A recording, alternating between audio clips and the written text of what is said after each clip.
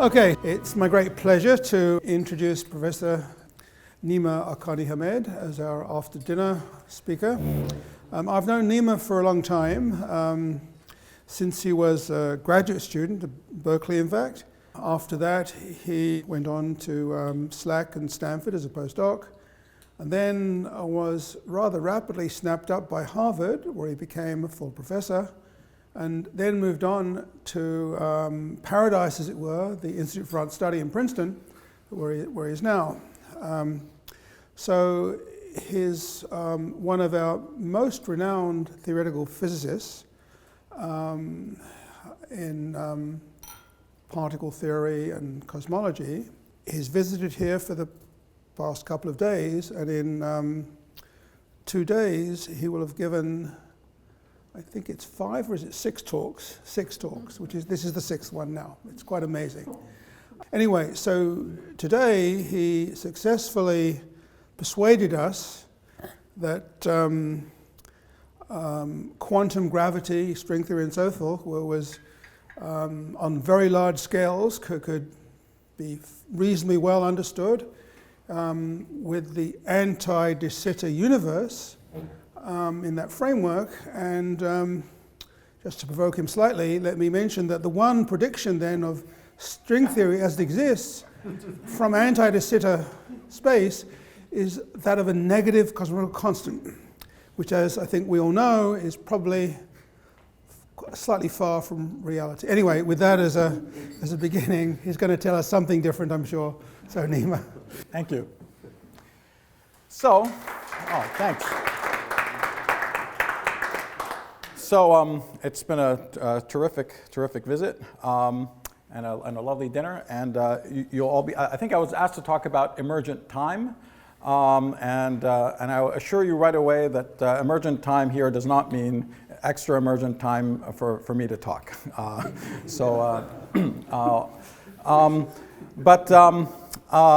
But perhaps you will not be happy to know that at least a good chunk of the remarks that I'm making here are going to be virtually identical to some remarks that I made at the beginning of the very first talk I gave here over in the Maths Institute on relations between algebraic geometry and quantum field theory.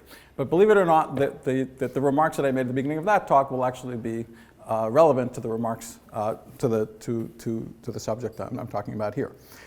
So emergent time, what is there to say about emergent time?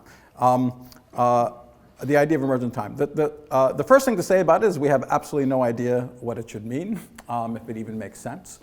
And so that should make my job very easy. So it's hard to say something manifestly wrong because the whole question might be manifestly wrong. But contemplating the idea that there might be something like emergent time is one of those good, tough questions. It's a good, tough question because it's not quite sharply articulated, right? I mean, if questions in science that are perfectly sharply articulated are 99.99% of the questions there are, and the basic job is that the question is easy to define and we just don't know what the answer is. And you can go about getting it, and if you get the answer, you can know and check that you got the answer. Very good. Then there are the questions, which are the questions that we tend to think about more in fundamental physics, or to be drawn to in fundamental physics, that are just on the edge of being articulatable in a sharp way. They clearly involve things we don't quite understand. There's clearly something going on. There's some issue at stake, but they're not so sharply formulated. And part of the job is to try to sharply formulate them, or more sharply formulate them, or find baby versions of the problems that we can actually do something about and start working on. There are some questions that are so far away from being at that stage that it's not particularly fruitful to think about them even as a physicist.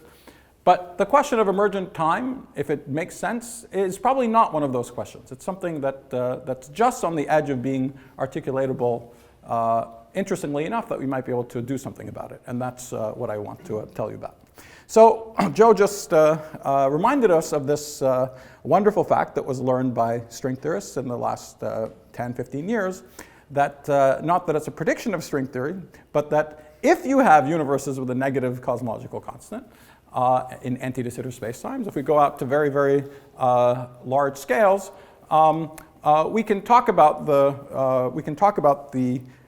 precise kinds of observations that can be made in spacetimes like that at the boundary in a beautiful way, where all of the interior of the space and the gravity and indeed the strings and all the extra dimensions and all the jazz of the bulk theory is completely reproduced by good old-fashioned theory of particles and fields that live on the boundary. Ordinary theory without gravity that lives on the boundary. So universes like that have a boundary with time running from the infinite past to the infinite future, in universes like that, we have a very good understanding of how to think about what quantum gravity is, and we have a good first baby example of what emergent space should look like. Okay? So it's a great example of how space can emerge from no space. In this case, the interior of the space and gravity and strings and all the rest of it is just is a consequence of the strong interactions of ordinary particles that live on the boundary. So what about emergent time? Since this is, so on the one hand, it sounds like a big mysterious thing. What could it possibly mean? But of course, very often it's a good idea. Very often it happens to us in physics that we have the right equations long before we have the right words and the right interpretation. So following Dirac's maxim, the point is to find the right equations first. So let's see if we can get anywhere just playing around. And space and time don't seem all that different at the level of equations. You just flip a few signs here and there, and ta-da, you go from, let's say, Minkowski space to Euclidean space. In fact, that flipping signs here or there, the going from Minkowski to Euclidean space, is a deep aspect of quantum field theory. In a sense, our best way of thinking about what ordinary quantum field theory is without gravity involves formulating the theory first in Euclidean space and defining the results that we get in the Minkowski space that we care about by an analytic continuation. So this flipping of signs is actually not just a stupid exercise, it's actually something important. It's important and deep that we can think about quantum field theory in that way. So if we attempt the same kind of game with space and time, let's take this empty de Sitter space that we understand so well and just flip some signs. Okay? If we flip some signs, we can change the sign of the cosmological constant, we change some space and time, and we take a space that has a spatial boundary, and we convert it to a space that has a temporal boundary in the infinite future. If you just do the same trivial plus minus sign flips, you go from empty de Sitter space to de Sitter space. Fantastic, right? This is a space that's so confusing that I spent so long pontificating about earlier today, that's so deep and mysterious, but no big deal. Switcheroo, some signs, and all of a sudden, there it is. It's a de Sitter space where the analog of the boundaries in space are now at infinite future time. But this is where the analogies begin to break down, because there really is a difference between time and space.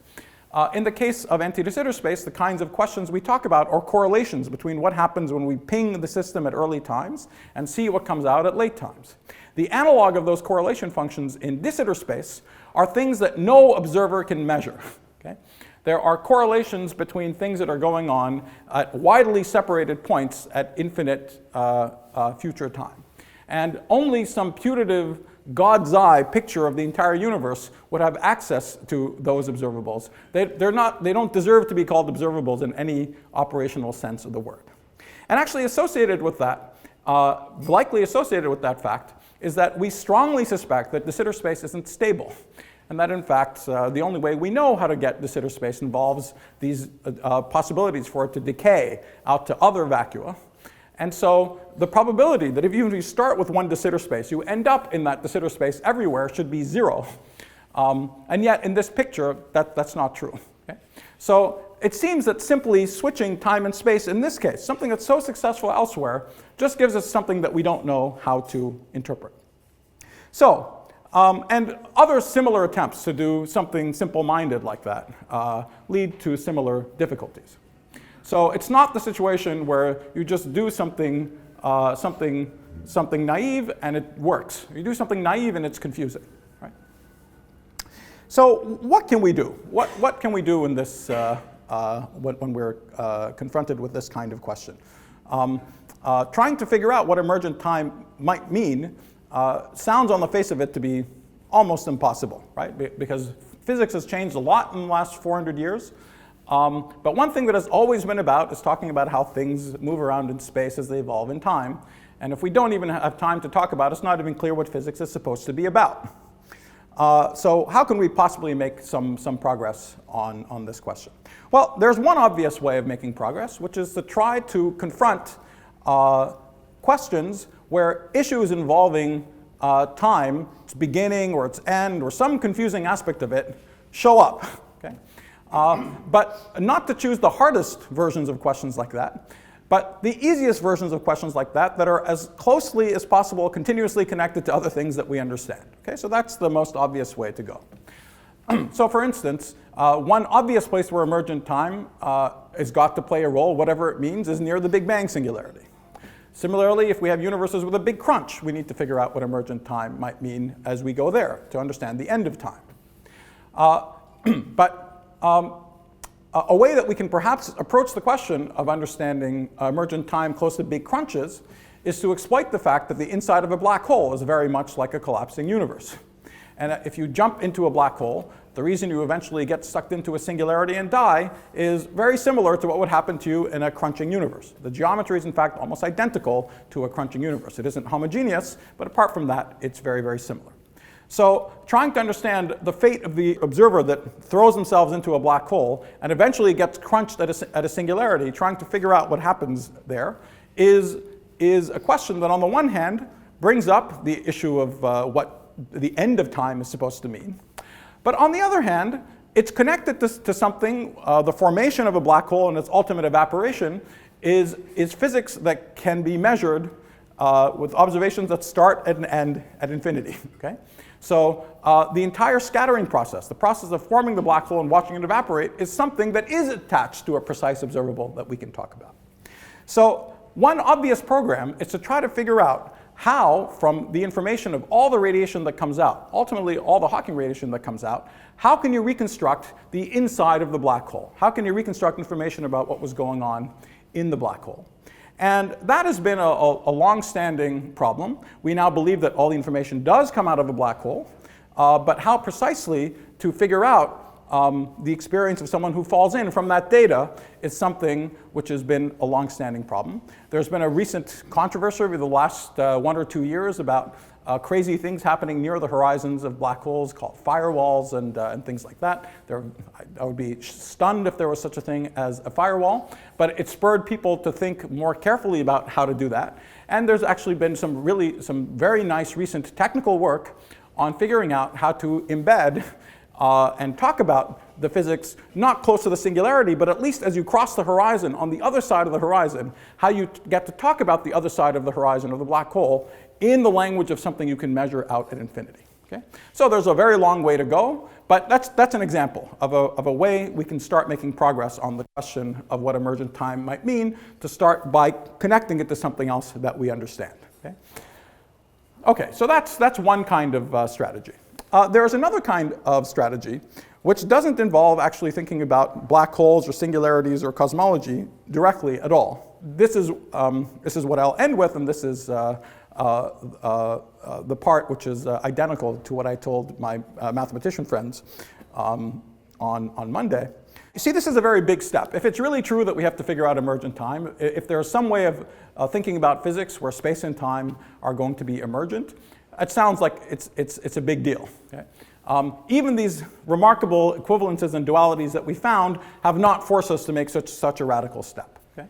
So it's obviously going to be a radical step. And how can we possibly make a step like this, perhaps without input from experiment? Because the relevant questions are cosmological, or they're down at the Planck scale. We're unlikely to get subtle cosmological questions, or down at the Planck scale. We're unlikely going to get direct hints from experiment about them. Well, we can take some inspiration from a previous time when we've had to take a similarly radical step. And I think part of the reason I'm mentioning this here is that I think this is the sort of thinking where clearly about some of the philosophical aspects of these questions might actually spur research, and might spur research about the actual physics. So the example that I want to talk about, the historical example, is the development of quantum mechanics. So quantum mechanics is the most radical thing that we've ever seen in physics. It's the biggest transition from classical to quantum. We lost classical determinism. And I want you to imagine, as a little thought experiment, that you're a classical physicist in the year 1770. and you're visited in the middle of the night by the ghost of theoretical physicist future, okay? Who says, I have a message to you from the year 1930, determinism is gone. And they vanish into the night, as ghosts of theorists future are wont to do, okay? And that's all they tell you, right? So you obviously can't sleep. What are you going to do with this, what are you going to do with this information? What if they go tell someone else, and they write the paper first, right? So you have to do something about this information. And you could try to do things. You could try to randomly modify Newton's laws by making them non-deterministic. And you're never going to get anywhere doing that. Okay? That's an example. Adding stochastic terms to Newton's laws is an example of conservative radicalism, as opposed to radical conservatism. It's an idiot thing to do. It's never going to work. And that's because it's totally arbitrary anyway. In this case, we also know it wasn't the answer. The right answer wasn't anything like that. And you might quickly convince yourself that you're not going to sit there and just guess what the correct theory is, right? That leap is enormous. You're not going to sit there in 1770 and guess about wave functions and Hilbert spaces and the entire picture of decoherence and all the crazy stuff that has to happen to get the classical world to emerge out of quantum mechanics. You're not going to do that. So what could you do? You could just say, screw it, and wait for experiments. But no, then you waste this ghost coming. It's a big deal, right? They don't make the trip often. So what can you do? Well, something that you can do is say, look, if there is no determinism fundamentally, then it must be that the determinism we appear to see in Newton's laws is somehow also not fundamental. There must be some way of talking about classical physics, you would argue, which isn't manifestly deterministic. Why? Because the underlying theory isn't deterministic, and whatever the correspondence limit of that theory is to the theory you have under your feet now, it can't bring out of nowhere a principle that wasn't there to begin with. You can't be a little non-deterministic. It's like being a little pregnant, right? Or if you were, it would be like these idiot things like adding stochastic terms to Newton's laws. But it's not like that. So the right correspondence principle limit can't be manifestly deterministic. It has to reproduce classical physics, but it can't reproduce classical physics in the way that's handed to you by Newton. It has to reproduce classical physics in a different way, in a new way, where determinism isn't manifest, but somehow comes out of some other principles. And you could then take some inspiration from this visit of the ghost to look for such a reformulation of classical physics. Is there such a reformulation of classical physics? There is. It's a principle of least action. And it's a way of thinking about classical physics that when we all learn it as undergraduates, it's very striking, it's very strange. How does it seem the particle sniffs out every path it can take from A to B, and it picks the one that minimizes the action? Why is it possible to talk about, and then of course it turns out that it is deterministic, right? The kind of variations you allow and what you do, the sorts of actions you pick, make it equivalent to Newton's laws. But why is it possible? Why does such a totally different philosophical starting point lead to exactly the same equations? And as I'm sure many of you know, the people who discovered the principle of least action, de Morpheteuil, Euler, Lagrange, these guys, they were mystified that there was this very, very different way of thinking about classical physics. Today we know why that different way of thinking about classical physics exists. The world is not deterministic. It's quantum mechanical. But the classical limit of quantum mechanics must land you on the nose, not on Newton's laws, but on some way of talking about classical physics that isn't manifestly deterministic, which is the principle of least action. That's why it had to exist. It exists. And when you find that second way of talking about classical physics, you're in a much better position. In a sense, you've taken 90% of the step towards quantum mechanics by managing to talk about something that is deterministic without having determinism hardwired into the description. Okay? So now that's not the way the history actually unfolded. Experiments did help historically, but I believe that even without any experiments, people would have eventually discovered quantum mechanics following these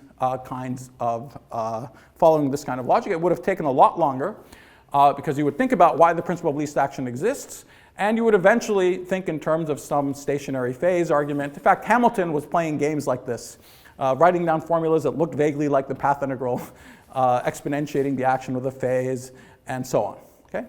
So I think people would have invented the path integral fairly quickly. What would have taken a long time, obviously, is to realize that you should interpret it as an amplitude, as a probabilistic interpretation, and all the rest of it. But the important point here is that even big revolutions in physics never just of course, they never crash the old order. That we all know. They'll have to reduce to the old stuff in some limit. That we know. But something that we talk about, which is equally true, but we talk about a little less, is not only don't they reduce to the old physics, they explain mysterious features of the old physics when you understand the deeper structure better. Of course, this is most famous in the context of GR with the principle of equivalence and so on. But for the example that I want, I think this quantum mechanical case is even more striking. So back then, it was determinism that had to be lost. Today, it's space-time that has to be lost. We have to figure out how to make do without space-time. And so what we can do is cast around under our feet, not just in these extreme situations involving black holes and cosmology and other things. There it must show up. There the problems must show up. But we can take some inspiration from the eventual doom of space-time to try to figure out some way of talking about good old-fashioned ordinary physics, tying our hands behind our back, and refusing to use space-time as a crutch to describe what is going on. Right? Now, so that's a highfalutin strategy for trying to cope with what emergent space-time might be. And I'll just end by saying that while this is a very abstract kind of argument, a really fascinating thing that people have discovered by studying good old-fashioned quantum field theory, okay? A subject in principle handed down to us by Bohr and Dirac and Heisenberg, the basic structure handed to us already down back then, just understood and refined better and better in the intervening times, but the structure was just handed us to then.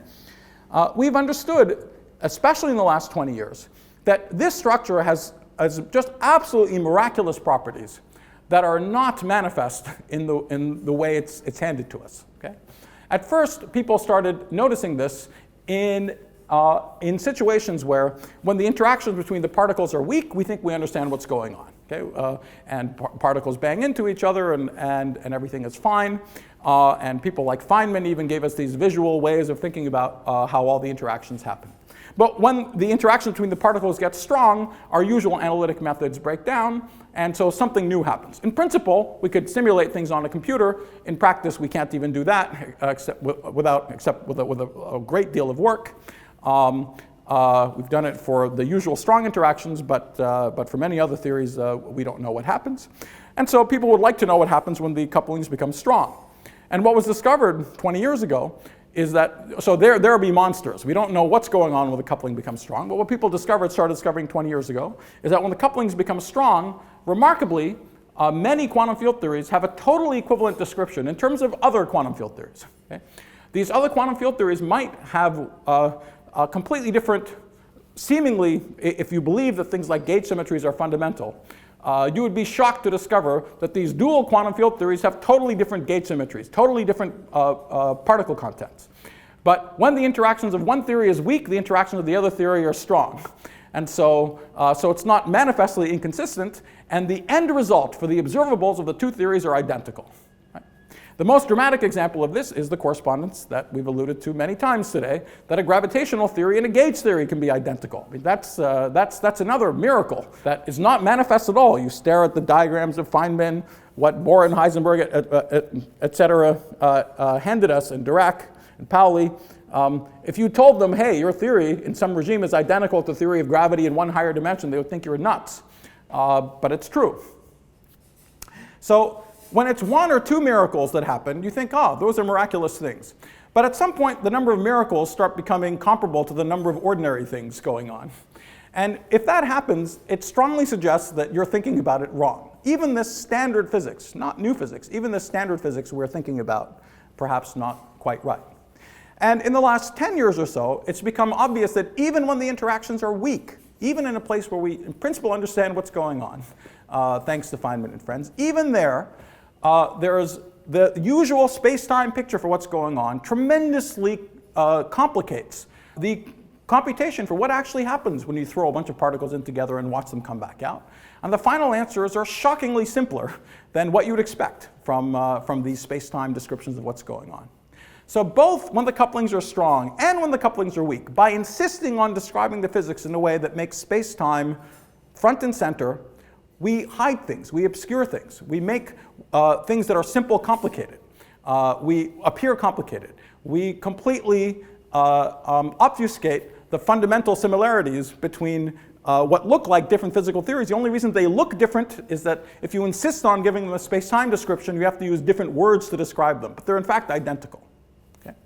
So all of these arguments suggest that sitting here in the structure of good old-fashioned ordinary physics, many of these things have been sitting around for the last 50, 60 years. They could have been observed at any time in that period. Okay? In the structure of standard physics are clues to a new way of thinking about physics without space-time. And I suspect that, and that's another example of a very concrete thing that we can do. Okay? It's nice when these highfalutin things and concrete things line up. The highfalutin things tell us to be suspicious of space-time and perhaps look for a different formulation of physics where we get rid of them. The concrete things tell us space-time is complicating the calculations and we should try to get rid of it. And so this is something that many of us are starting to try and do, is to find new ways of thinking about what quantum field theory is, where space-time is eviscerated. In fact, even the usual Hilbert space quantum mechanical picture of what's going on is sometimes eviscerated. And we start trying to find new underlying principles that are going to reproduce the same physics from a different starting point. There's some limited success for very toy theories along these lines in the last number of years, but the underlying principles, even in these toy theories, are still not clear. But I think it's something that may bear fruit. So we have a number of ways that we can, that we can proceed to attack this question, but it does have this character, as I hope I've convinced you. It's a question that seems like a big, grand question, but you can find sub-questions related to it. That go roughly in the direction of the big one, where you can just get enough of a foothold to be able to start scaling this mountain and hopefully figuring out what it all might mean. Thanks.